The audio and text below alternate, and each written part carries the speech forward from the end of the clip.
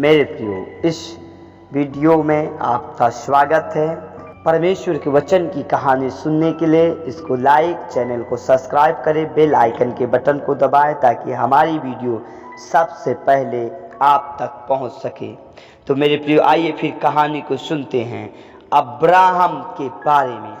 Abraham और सारे की कनान पहुंचने की 20 साल तक उनकी कोई संतान नहीं थी। परमेश्वर ने अब्राहम से कहा कि उससे एक पुत्र होगा, उसके एक वंश आकाश के तारों के समान होंगे। अब्राहम ने परमेश्वर के वादे पर विश्वास किया।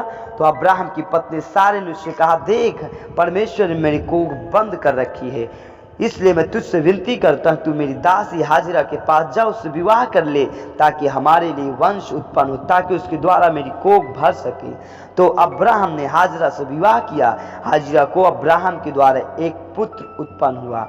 अब्राहम ने उसका नाम इस्माइल रखा। परमेश्वर, अब्राहम चाहता था कि परमेश्वर इस्माइल को आशीष दे। परमेश्वर ने कहा, मैं उसे आशीष दूंगा, परंतु इस्माइल प्रतिज्ञा का पुत्र नहीं है। मैं अपनी वाचा उसके साथ नहीं बांधूंगा। तेरी पत्नी सारे के तुझसे एक पुत्र होगा और वह वादे का पुत्र होगा, और तू उसका नाम इसहाक रखना। मेरी वाचा उसके साथ होगी और वह एक बड़ी जाति होगा।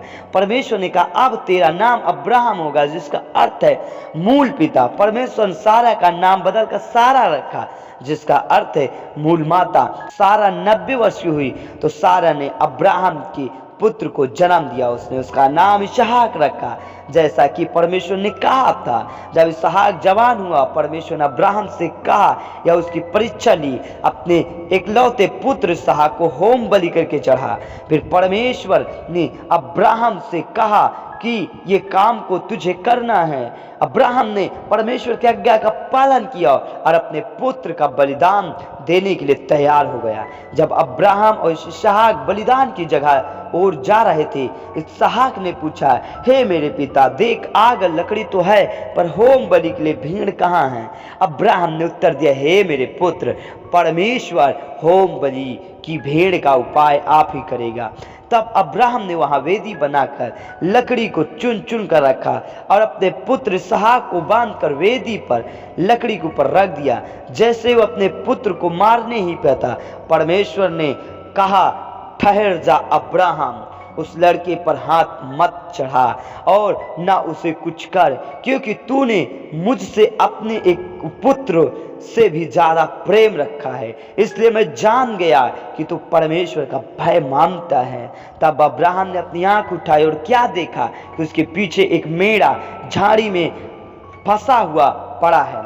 अतः अब्राहम ने जाकर उस मेढ़े को लिया और अपने पुत्र इसहाक के स्थान पर अब्राहम ने प्रसन्नता के साथ उस मेढ़ को होम बलि करके चढ़ाया। फिर परमेश्वर ने अब्राहम से कहा, तू मुझे अपना सब कुछ देने के लिए तैयार हो गया, यहाँ तक कि अपने इकलौते पुत्र को भी नहीं रख छोड़ा। इस कारण मैं तुझे आशीष दूंगा और तेरे वंश को आकाश के तारागण के समान अनगिनत कर दूंगा, और पृथ्वी के सारी जाति के लोग अपने को तेरे कारण धन्य मानेंगे, क्योंकि तूने मेरी बात को मानी है। इसलिए मेरे प्रियो, परमेश्वर आज भी हमें आशीषित करना चाहता है। हम अब्राहम की तरह उसकी बातों को मानें और अपने जीवन में एक बड़ी आशीष को देखें। आमीन। प्रभु यीशु